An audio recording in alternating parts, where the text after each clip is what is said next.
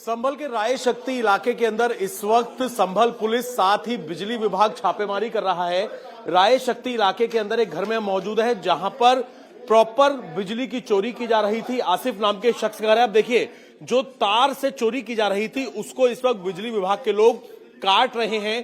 पूरी तरीके से बाहर जो खंबे लगे होते हैं उनसे चोरी की जा रही थी। कुछ लोग बिजली विभाग के लोग हमारे साथ हैं। क्या नाम है आपका? मेरा नाम रियाजुल है।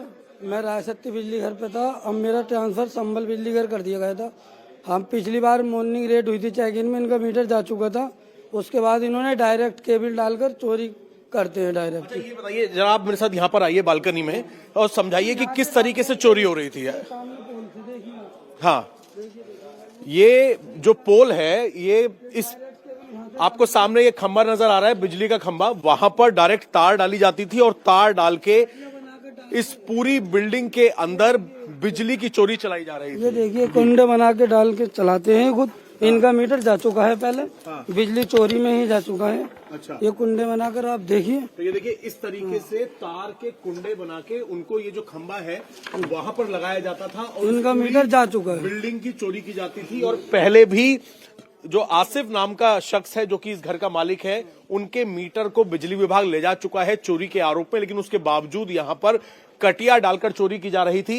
इस पूरी बिल्डिंग में, पूरी बिल्डिंग के अंदर चोरी। पूरी खबरें चलानी है।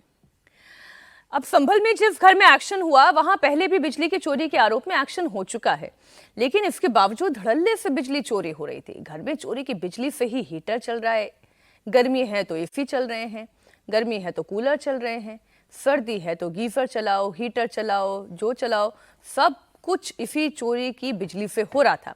मकान मालिक आसिफ का कहना यह है कि उन्हें बिजली चोरी के बारे में कोई जानकारी ही नहीं। अरे अरे, इतने भोले हैं, गजब।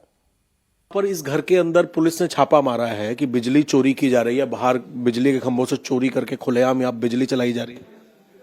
मुझे पता नहीं, मैं बीमार पड़ा हूँ कई महीने बता रहे हैं कि ना केवल यहाँ चोरी करते हैं बल्कि आसपास के घरों में भी चोरी की बिजली सप्लाई करते होगी। हाँ,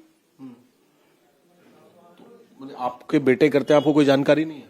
जी, आपके बेटे चोरी करते हैं, कोई जानकारी नहीं है आपको कि बिजली चोरी की जा रही है? हमारे बेटे धंधा डल रहे थे, पता ना क्या कराए। बेटे कहाँ हैं आपके? यहाँ ही कहीं होंगे। ये आपको खबर में ही पता चल गया विनोद जी, कोई आज की चोरी तो है नहीं, लंबे समय से चोरी हो रही थी, पहले भी एक्शन लिया जा चुका है, और फिर इतनी चोरी का इतना मनोबल कैसे बढ़ जाता है? देखिए, इतनी बड़ी चोरी बिना स्थानीय स्तर के अधिकारियों की मिलीभगत के नहीं हो सकती। आप जरा से देखिए, आपका बिल अगर 10 दिन लेट हो जाए जमा करना तो बिजली काटने आ जाते हैं। मेरे साथ ऐसा हुआ है। एक बार हम लोग स्लिप कर गया तो तीसरे चौथे दिन आ गई पूरी टीम बिजली काटने। फिर बाद में वाइफ ने मुझे फोन किया तो मैंने ऑनलाइन तुरंत जमा किया बिल, जबकि हर महीने हम लोग जमा करते हैं। तो मतलब कहने का कि ये, और यहाँ चल रहा है, धड़ल्ले चल रहा है। तो वहाँ जेई साहब क्या कर रहे हैं, एसडीओ साहब क्या कर रहे हैं, एक्सीएन साहब क्या कर रहे हैं, चीफ इंजीनियर साहब क्या कर रहे हैं, ये जो पूरा अमला बिजली विभाग का है, ये तो अपराधी हैं ही चोरी के। लेकिन जो जिनकी जिम्मेदारी है निगरानी की, वो क्या कर रहे थे? इतना लंबा कि इतने कनेक्शन लगे हुए हैं, 40-40 मीटर लगे हुए हैं, वो सप्लाई हो रही है बिजली 50 घरों में। हाँ, 50 घरों में यहीं से बिजली सप्लाई हो रही है। तो बिना ये उसके ये चोरी संभव नहीं है। और मुझे लगता है कि ये एक्शन जो लिया गया है, अब कायदे से इनके ऊपर तो जो कार्यवाही कानूनी है होनी चाहिए।